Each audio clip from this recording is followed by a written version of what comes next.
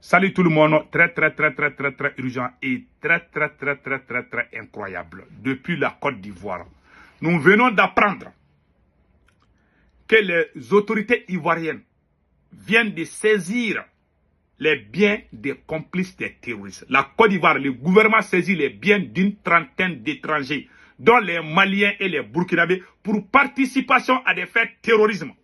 Une trentaine de personnes. Donc 15 ressortissants burkinabés, 7 Ivoiriens, 5 Maliens, 1 Gambien, 1 Mauritanien. On va décortiquer cela tout de suite. La deuxième nouvelle, l'alliance entre les terroristes depuis Tinzaouaten. Les rebelles maliens et nigériens se sont rencontrés en fin août pour renforcer les relations. Les deux groupes terroristes se sont rencontrés en fin août à Tinzaouaten pour empêcher l'armée malienne de conquérir Tinzaouaten. Donc, les terroristes sont en train de se regrouper. Tous les terroristes là, ils sont en train de faire l'alliance à Tinzaouaten. C'est ça qu'on vient d'apprendre. La troisième nouvelle, la tension entre le Mali et l'Algérie. Voilà. L'Algérie est en train de faire des tirs comment on appelle là. L'Algérie est en train de faire des tirs de dissuasion à sa frontière avec le Mali. Chaque fois que l'armée malienne tire sur les ennemis, comment on appelle là, les autorités algériennes font des démonstrations de force, des provocations. En tout cas, ce qui est sûr et certain, le Mali va récupérer Tinzaouaten et il n'y aura pas de conflit direct entre l'Algérie et le Mali. Je ne pense pas. Il peut y avoir des tensions, mais ça va se rabaisser. Cette guerre-là, ça n'arrange personne. Ça n'arrange ni l'Algérie et ni le Mali. Voilà. Prions le Tout-Puissant Allah que les choses se passent bien. En tout cas, le Mali va récupérer Tinzaouaten. Et nous sommes sur la bonne voie aussi. Et nous avons besoin de vos prières. Voilà. Cher peuple du Sahel. La troisième nouvelle aujourd'hui, voilà. Un complice terroriste selon la passe FL24. Voilà. Abdoulaye Diko, il était chauffeur d'un projet. Et c'est ça qu'on vient d'apprendre. Voilà. Donc, il paraît que c'est lui qui donnait les médicaments aux terroristes, qu'il a été arrêté depuis Djibo au Burkina Faso. On va parler de ça. Donc, mes chers amis, voilà entre autres ce qu'on vient d'acquérir. Donc, nous allons partir en Côte d'Ivoire. Voilà ce qui vient de se passer en Côte d'Ivoire. Et la Côte d'Ivoire vient de... Voilà. La Côte d'Ivoire vient de saisir les biens de 29 personnes gelées pour une période de 6 mois, dont des marabouts et des commerçants, maliens, burkinabés, gambiens et mauritaniens. Parmi ça, il y a 15 ressortissants burkinabés, il y a 5 maliens, 7 ivoiriens, 1 gambien, 1 mauritanien. Les noms sont cités. Et tous ces gens, voilà. Les Maliens, et comment on appelle là, et tous ces gens sont des résidents. Voilà, ils résident tous en Côte d'Ivoire. Hein. Ils résident tous en Côte d'Ivoire. Les noms sont là. Il y a Bakari, un commerçant malien qui a 58 ans. Voilà. Beidari Guindo est un Malien, est un commerçant malien résident à Abidjan. Il a 58 ans. Voilà. Il y a aussi voilà. Et la deuxième personne, ça c'est Guindo Boureima. Guindo Boureima est un commerçant de 61 ans. Il réside à Côte d'Ivoire. Il y a aussi Biabou. Voilà, il y a aussi Ba Aladou, un boucher malien de 48 ans. Avec des Gambiens. Il y a Ousmane Diallo, lui il est burkinabé, il a 21 ans. Il est berger. Voilà. Ils ont écrit beaucoup de noms. Donc il y a Tinon, 34 ans, ivoirien. Donc ainsi de suite. Ce que moi je n'ai pas compris dans cette affaire-là. La Côte d'Ivoire a saisi les biens. Nous félicitons le président Alassane Dramane Ouattara.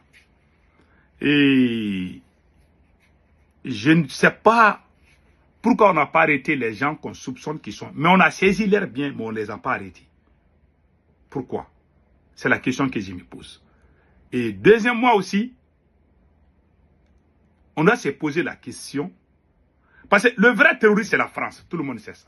Qui finance les terroristes, c'est la France. Mais la France travaille avec l'armée ivoirienne. Voilà. L'armée française travaille avec l'armée ivoirienne. Et tout le monde est unanime là-dessus. Les gens que nous on appelle terroristes, la France les appelle les rebelles. Ils ont des contacts depuis Paris. Ils ont été formés. Ils ont travaillé. Ils recrutent des enfants soldats. Mais la France va accepter de travailler avec les terroristes. C'est pas moi qui ai dit. Hein. C'est la France elle-même qui a dit ça. Je vais vous montrer la vidéo là. Je pense que je dois avoir la vidéo là. Je m'excuse, hein, mais il faut que je montre cette vidéo pour que les gens sachent. Je n'accuse pas. Hein. Ce sont les journalistes français même qui disent que c'est la France même qui collabore avec les terroristes. Cette vidéo est ici. Je vais vous montrer ça tout de suite. Voilà. Écoutons.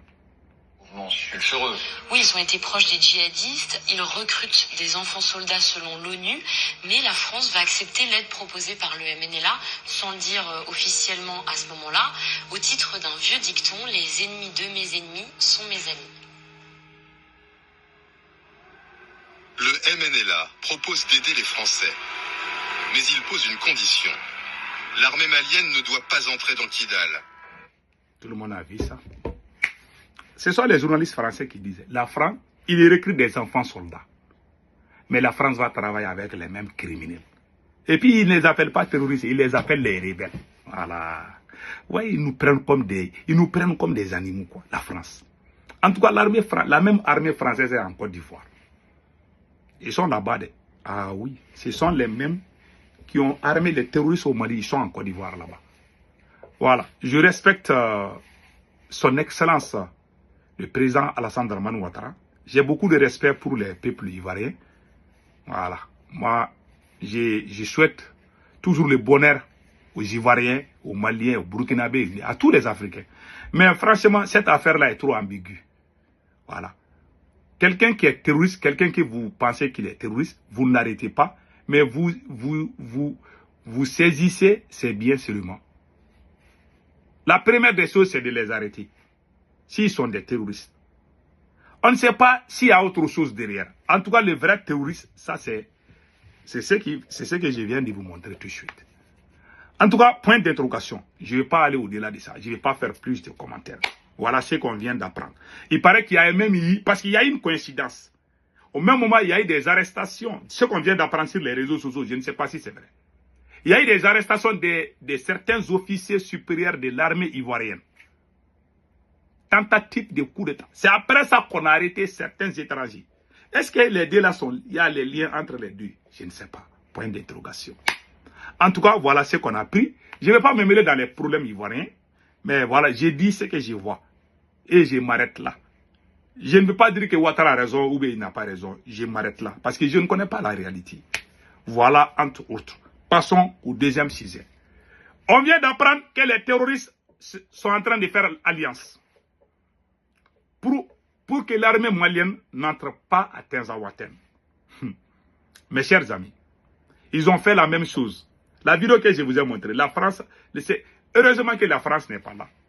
Donc, les terroristes du Mali, du Niger et partout au Sahel, là, nous on a créé AES, Alliance des États. Les terroristes, eux aussi, ils ont l'air AES. Ils ont fait la rencontre à Tinzaouaten en fin août. Moins d'une semaine seulement. Il y a quelques jours seulement, ils ont fait la réunion là-bas. Voilà, les terroristes, eux aussi, ils sont en train de recruter pour se positionner à Tinzaouaten. Ils ne veulent pas quitter Tinzaouaten. La seule localité qu'ils tiennent aujourd'hui, ça c'est Tinzaouaten. Si l'armée malienne arrive à les chasser tous à Tinzaouaten, alors certains vont aller à Paris, d'autres vont aller à Alger. C'est tout, hein. Il n'y aura plus un endroit où ils iront. Mais le Mali ne va laisser aucun centimètre carré à qui que ce soit.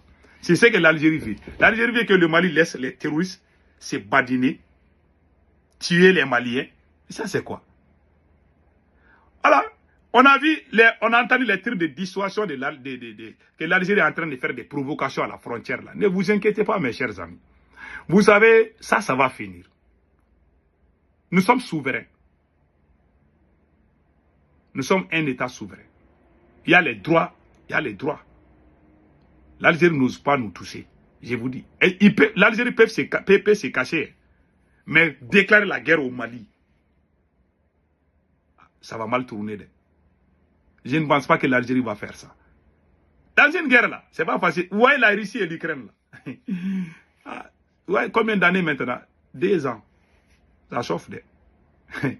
Personne, il n'y a pas petit pays dans ce monde-là. Hein. Même si tu as armes nucléaires là, il n'y a pas petit pays dans ce monde. Hein. Donc faisons beaucoup attention. Moi, je n'aime pas la guerre. Les Algériens, ce sont nos frères. Ce sont les autorités algériennes qui vraiment qui sont en train. Les problèmes, c'est les chefs d'État. Hein. Les populations, c'est moi. Les Algériens, c'est des gens que j'adore beaucoup. Mais les autorités algériennes, ouf, goto. Donc, allons-y avec, voilà. Voilà ce qui a été dit. L'Algérie provoque. Mais ne vous inquiétez pas, rien. Allons-y maintenant au Burkina Faso. Mes chers amis, depuis Ouagadougou,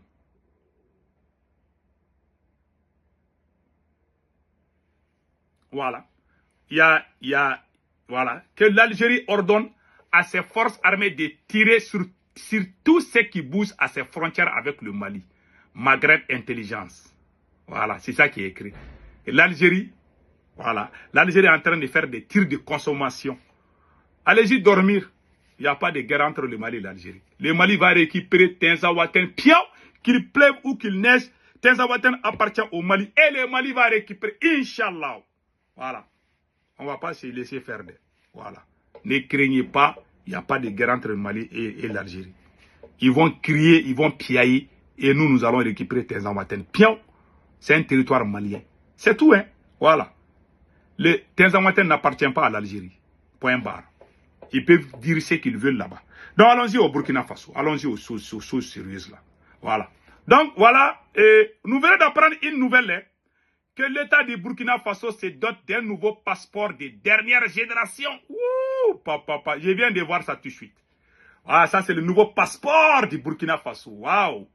Félicitations aux autorités burkinabées. Ouais, c'est tellement joli là. Voilà. Je pense que le capitaine va... Je vais aller prendre un de ces passeports-là. Voilà. Donc, mes chers amis, voilà. Voilà un complice des terroristes arrêtés depuis le Burkina Faso. Selon la page FL24. Un complice des terroristes arrêté à Djibo ce lundi 2 septembre 2024. Du nom de Diko Abdoulaye, fils de village de Kobaya, dans la commune de Tongomael, Soum. Il était chauffeur d'une ONG sans frontières dans le domaine de la santé basé au SEMA de Djibo. Son papa est chef terroriste dans le Soum. Diko Abdoulaye était soupçonné depuis longtemps de livraison de matériel médical et de divers aux terroristes dans le Soum. Il se croyait être protégé par les responsables de l'ONG dans laquelle il travaillait.